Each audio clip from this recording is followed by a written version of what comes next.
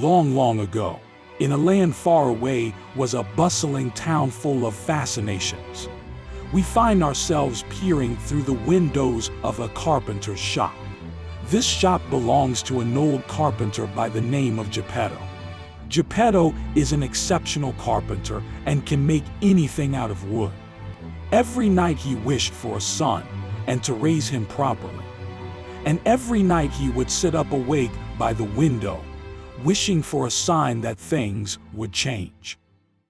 A bright shooting star burns through the night sky, and as if it was speaking to his mind, Geppetto picked up a new piece of wood and began working on it. This was to become his greatest creation yet. Geppetto was to make a boy out of wood. Finally, his wish would come true.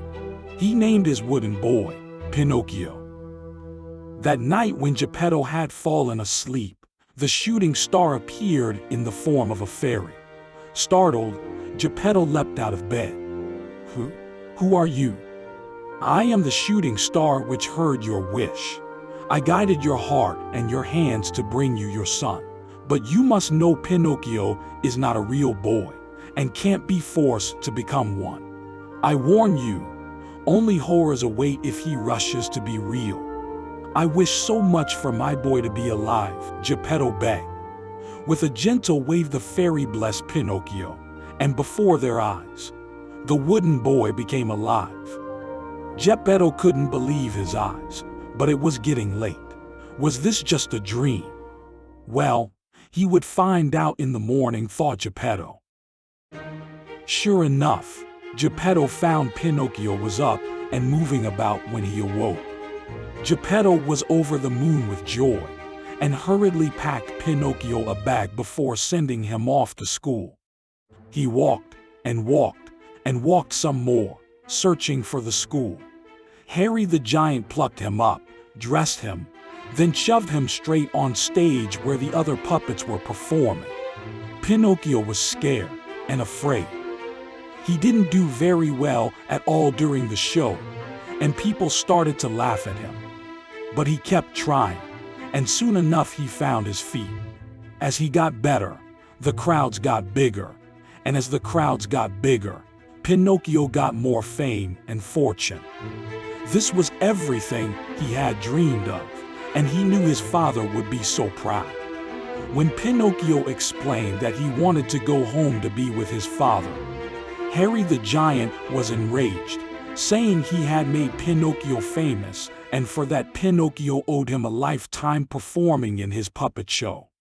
Harry grabbed Pinocchio, stripped him of his belongings, and locked him away in a cage. Somewhere down below, a bug by the name of Mr. Cricket lay in his bed. Mr. Cricket decided to venture out of his home to see what this commotion was all about. "What's wrong, wooden boy?" asked Mr. Cricket. "I really want to be let go, so I can see my father," sobbed Pinocchio. "Well, I'm sure your father is missing you dearly. Let me help you escape." And with that, Mr. Cricket unlocked the cage and Pinocchio made a run for it. Now Pinocchio was well on his way back home to his father. Wandering through the woods, he could see some commotion up ahead, but thought, "This time I'm going to be a good boy. I'm going straight home." As he approached the commotion, all of a sudden a real boy stepped out in his way with a cheeky grin on his face. "Come with us to Dreamland, where we do what every boy dreams of, and prove that you're a real boy." Pinocchio thought. He couldn't walk away from this challenge. After all, he had to have something to show his father for being gone for so long. So off they went. When they arrived, Pinocchio was amazed. It was a place of fun and games that never ended. He found his way in through the front door and saw the boys sitting in a corner smoking cigars. "What are you two doing?" Pinocchio said, alarmed, as he had never seen boys smoking before. "You said you were a real boy. Pull up a chair and let's light you up a cigar." Pinocchio hesitated for a moment, but he had been having so much fun, and he wasn't about to let these boys think he wasn't a real boy. They sat and they smoked, and they drank, and they smoked some more. Then Pinocchio noticed some movement and an odd shape. He could make out a strange silhouette appearing momentarily from the haze of smoke. The silhouette became clearer, and a sense of horror engulfed Pinocchio when he realized what he was seeing. It was one of the other boys, but he wasn't a boy anymore. He had become a donkey. Pinocchio panicked, and as the haze cleared, more donkey boys appeared. They were everywhere. Pinocchio screamed and ran as fast as his little legs could, out of the pub and into the forest that surrounded Dreamland. It all came flooding back to him, and he promised then that he would not change course until he reached his father.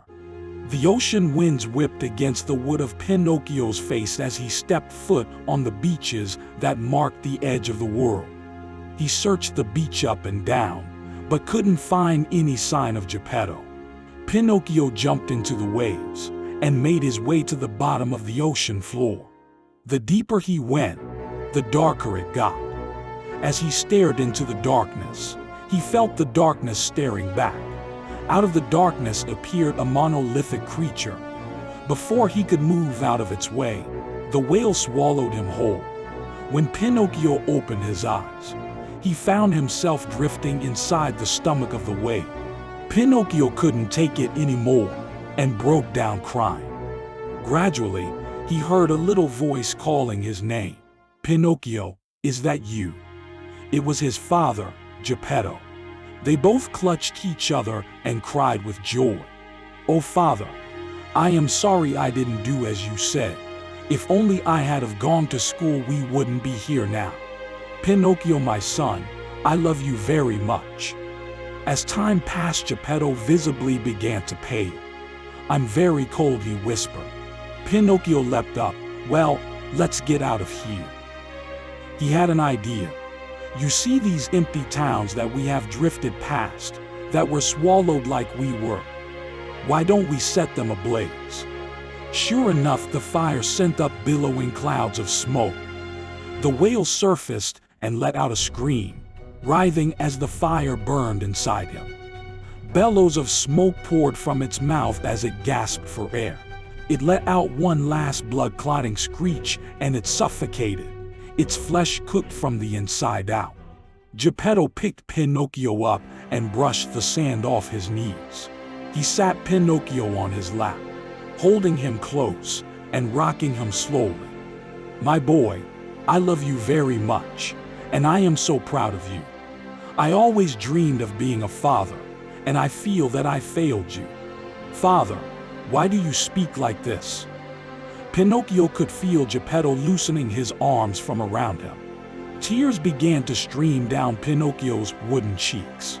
He couldn't see his father's face, but he could feel his body getting colder and his breathing getting slower. After some time, Geppetto whispered, "I must lie down, my boy." And as he laid down on the warm sand, Pinocchio saw his father close his eyes for the last time.